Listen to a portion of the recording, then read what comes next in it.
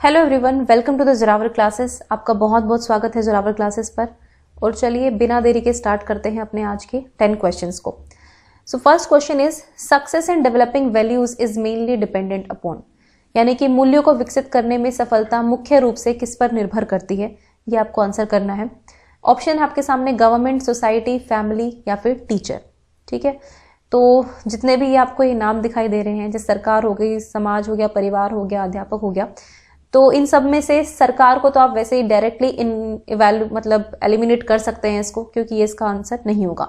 समाज को भी कर सकते हैं क्योंकि बच्चे की रिस्पॉन्सिबिलिटी इमीडिएट एनवायरनमेंट से स्टार्ट होती है, तो ये सोसाइटी और गवर्नमेंट तो बहुत बाहर के लेवल पर आते हैं। ठीक है, और अब फर्स्ट और सेकंड हमने एलिमिनेट कर दिया है, तो हमारा अब ऑब्वियसली आप सभी का जवाब अटका होगा इन दो पर, परिवार पर या फिर अध्यापक पर। तो देखिए यहाँ पर जब आप टीचिंग एग्जाम में जाते हैं तो आपको एज अ टीचर कुछ जिम्मेदारियां लेनी होती है, तो आप ऐसे क्वेश्चंस में हमेशा आप अपना टिक कीजिए टीचर को। ठीक है, मतलब इस तरह का अगर कोई क्वेश्चन आता है, क्योंकि क्या है कि आपको डेवलप करनी वैल्यूज। हम क्या कहते हैं ना कि जो बच्चे होते हैं उनको उनका भविष्य में, जो हमारे बच्चे नागरिक बनकर निकलते हैं, उनको नागरिक बनाने की जिम्मेदारी कहीं ना कहीं स्कूल के ऊपर होती है, जहां पर वो एजुकेशन ग्रहण करते हैं, और वहां पर टीचर का बहुत ही क्रूशियल रोल होता है। तो टीचर होता है जो वैल्यूज क्रिएट कर सकता है बच्चे के अंदर। तो success in developing value is mainly dependent upon teacher. अध्यापक पर निर्भर करता है कि वो कितनी वैल्यूज उनके अंदर डेवलप कर सकता है। यस, फैमिली इज इंपॉर्टेंट, लेकिन यहाँ पर कंटेक्स्ट में आप टीचर को ही ऑप्शन में रखिए, क्योंकि आप टीचर बनने वाले हैं। अगर आप ये कहेंगे नहीं परिवार की जिम्मेदारी है, तो वो एग्जामिनर पॉइंट ऑफ व्यू से वो ठीक नहीं होगा। तो option number D is the correct option here. चलिए नेक्स्ट क्वेश्चन देखते हैं। गुड रीडिंग एम्स एट, यानी कि अच्छी जो रीडिंग है, अच्छा पठन जो है, उसका उद्देश्य क्या विकास करना होता है, किस चीज का विकास करना होता है? अंडरस्टैंडिंग का, प्रोनाउंसिएशन का, सेंसिटिविटी का, या फिर इंक्रीजिंग फैक्चुअल नॉलेज, या फिर फैक्चुअल नॉलेज बढ़ाने का। तो बताइए क्या होगा इसका आंसर। देखिए जब हम रीडिंग करते हैं तो रीडिंग का मतलब सिर्फ ये नहीं होता कि वर्ड टू वर्ड आपने जो है अल्फाबेट्स को या वर्ड्स को पढ़ लिया, ये रीडिंग नहीं होती है। आप अगर ये पढ़ पा रहे हैं, good reading aims at developing, ठीक है आपने पढ़ लिया, लेकिन अगर आप इसको समझ नहीं पा रहे हैं तो वो रीडिंग इनकम्प्लीट होती है। तो रीडिंग में रीडिंग प्लस अंडरस्टैंडिंग दोनों चीजें आती हैं, यानी कि आपको कॉम्प्रिहेंशन भी आना चाहिए और आपको रीडिंग करना भी आना चाहिए। तो दोनों चीजें जब होती हैं तब हम कह सकते हैं कि एक्चुअल में वो रीडिंग हो रही है, वो अच्छी रीडिंग हो रही है। तो option number A is the correct option. समझ का, यानी कि अंडरस्टैंडिंग लेवल आपका होना चाहिए। प्रोनाउंसिएशन टाइम के साथ ठीक हो सकता है, लेकिन केवल उच्चारण के आधार पर हम नहीं कह सकते ये गुड रीडिंग है। ओके, सो सेंसिटिविटी और इंक्रीजिंग फैक्चुअल नॉलेज, ये दोनों ऑप्शन तो आपके वैसे ही कट जाएंगे, लेकिन आपके रीडिंग के साथ साथ आपकी समझ डेवलप होनी चाहिए। ठीक है, अगर बच्चा ये पढ़ता है once upon a time there was a crow, अगर बहुत समय की बात है एक क्रो था, लेकिन अगर बच्चों को इस इंग्लिश की लाइन का मीनिंग ही नहीं समझ में आ रहा है तो हम उसको रीडिंग नहीं मान सकते। ओके, तो मीनिंग इज वेरी इंपॉर्टेंट। तो understanding is the main factor of good reading. Next है, one of the student of a class hardly talks in the class. एक बच्चा है जो बहुत ही मुश्किल से बात करता है क्लास में, बहुत ही कम। How would you encourage him to express himself? तो आप कैसे उसको इंकरेज करोगे कि ठीक है वो बातचीत करना स्टार्ट करे, कम्युनिकेशन स्किल्स जो है उसकी इंप्रूव हो? तो आप क्या करोगे इसके लिए? बाय ऑर्गेनाइजिंग डिस्कशंस, कि आप चर्चा या फिर विचार विमर्श का आयोजन करेंगे। By encouraging children to take part in classroom activities, या फिर बच्चे को एनकरेज करेंगे कि वो क्लासरूम एक्टिविटीज में पार्टिसिपेट करे। By encouraging educational games programmes in which children feel like speaking, या फिर कुछ ऐसे खेल कार्यक्रमों का आयोजन करेंगे जिसमें बच्चे का बोलने का मन करेगा। या फिर by giving good marks to those who express themselves well, या फिर उन लोगों को, उन बच्चों को आप अच्छे मार्क्स दे देंगे जो बहुत अच्छे से एक्सप्रेस करते हैं अपने आप को।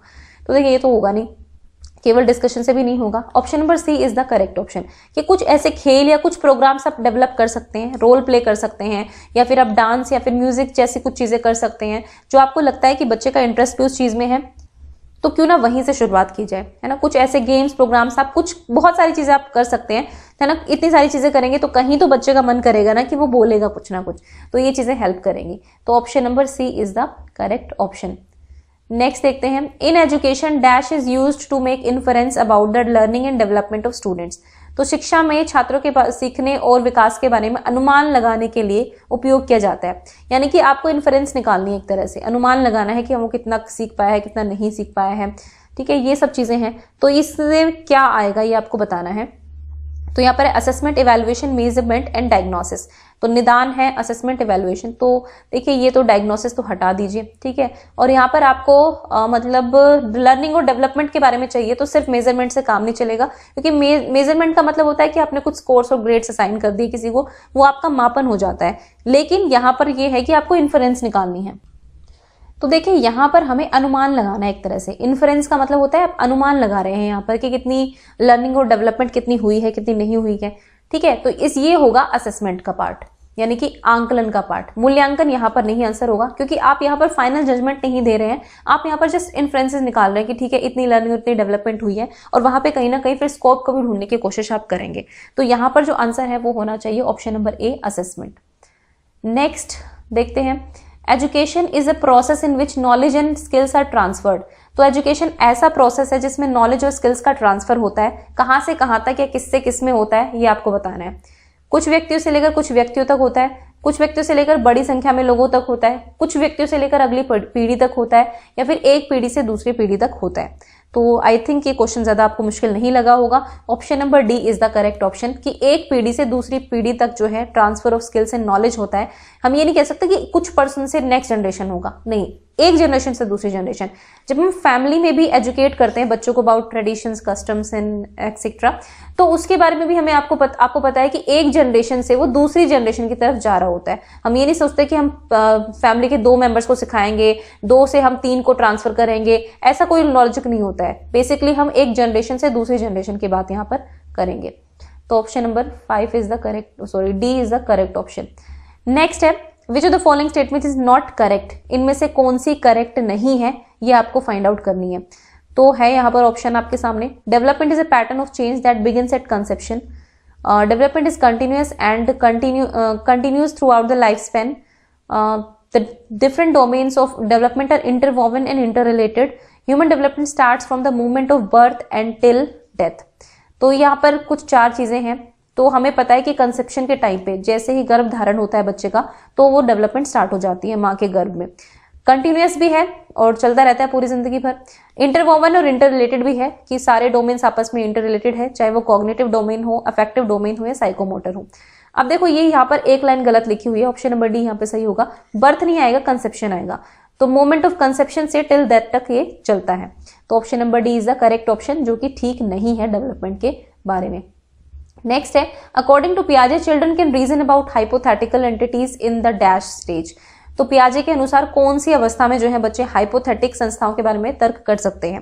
देखो हाइपोथेटिकल डिडक्टिव रीजनिंग एक पियाजे ने टर्म यूज की थी। हाइपोथेटिकली हम चीजों को एनालाइज करते हैं, एक तरह से आप परिकल्पनाएं करते हैं। आपको अगर एक सॉल्यूशन, कोई प्रॉब्लम आती है तो बच्चे जो है एक सॉल्यूशन के बजाय डिफरेंट सॉल्यूशंस के साथ यहाँ पर आना स्टार्ट कर देते हैं, मतलब डिफरेंट चीजों के बारे में बात करने स्टार्ट कर देते हैं। तो बहुत सारी परिकल्पनाएं बनाते हैं वो। तो ये है आपका फॉर्मल ऑपरेशन में जो लास्ट स्टेज होती है, यानी कि 4th स्टेज होती है, उसमें बच्चे जो है ये रीजन कर सकते हैं, क्योंकि इसके लिए आपको एब्स्ट्रैक्ट रीजनिंग चाहिए। कंक्रीट ऑपरेशन में हालांकि रीजनिंग स्टार्ट कर देते हैं, वो रिलेटेड रहती है मूर्त चीजों के तक ही, मतलब अगर चीजें सामने प्रेजेंट है या फिर उन्हें देखी सुनी हुई है तो ही वो चीजें कर सकते हैं, लेकिन अगर नहीं की हुई तो वो नहीं कर सकते हैं।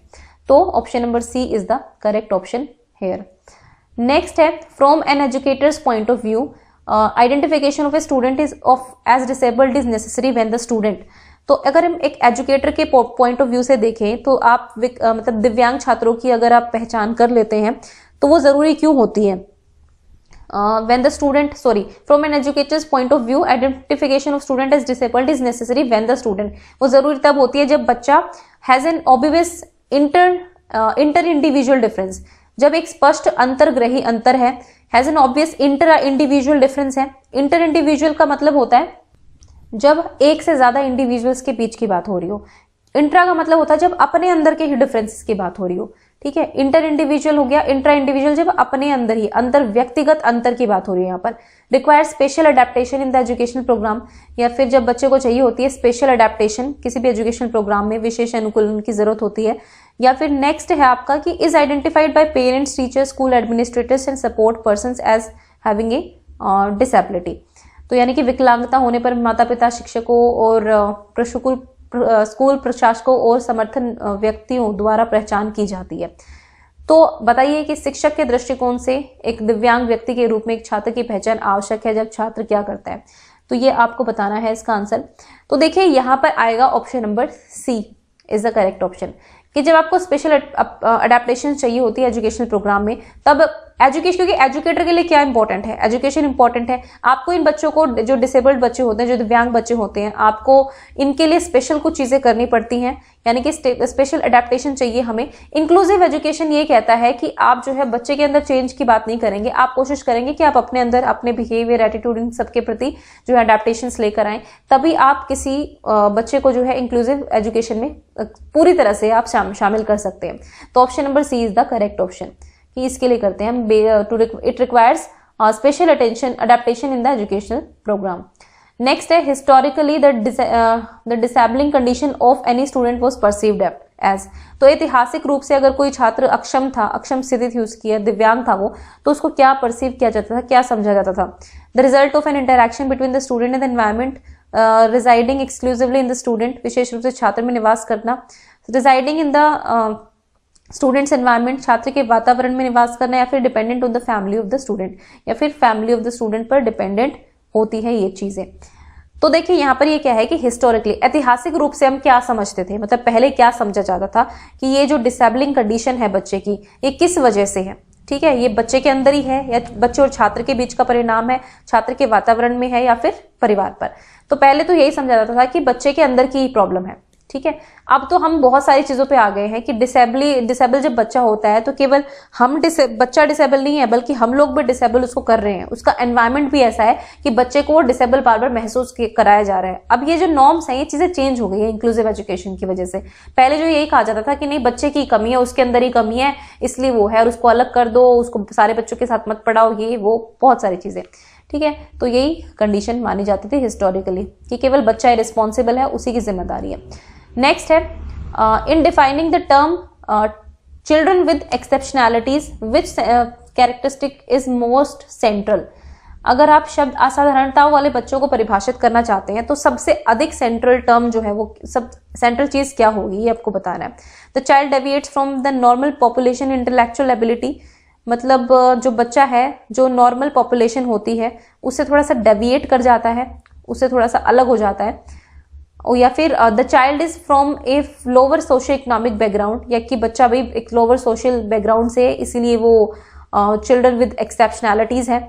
या फिर the child shows evidence of multiple disabilities, उसके अंदर बहुत सारी मल्टीपल डिसेबिलिटीज हैं। The child's aviation is extensive enough to warrant modification of education services और प्रैक्टिसेस। या फिर ये कहना ये ज्यादा हमारे लिए जरूरी है कि जो भी उसका डेविएशन आया है नॉर्मल बच्चों से, वो हमारे लिए इतना काफी है कि हम मॉडिफाई करें अपने जो एजुकेशनल सर्विसेज हैं उसमें थोड़ी सी मॉडिफिकेशंस लेके आए, उसमें संशोधन करें ताकि बच्चे को जो है एडजस्ट किया जा सके। तो यहाँ पर जो है option number D is the correct option, ठीक है। मतलब अगर आपको पता है कि बच्चा एक्सेप्शनैलिटीज के साथ है, अक्षमताएं हैं, या फिर असाधारण बच्चा है, स्लो लर्नर भी हो सकता है, कोई भी बच्चा हो सकता है, तो इसका मतलब ये है कि आपको है अब अपनी एजुकेशन सर्विसेज में और प्रैक्टिसेस में आपको मॉडिफिकेशंस करने होंगे, आपको मॉडिफाई करना होगा चीजों को। तो option number D is the correct option of this question. So guys, this was the video for today. I hope you like it and thank you for watching the Zorawar classes.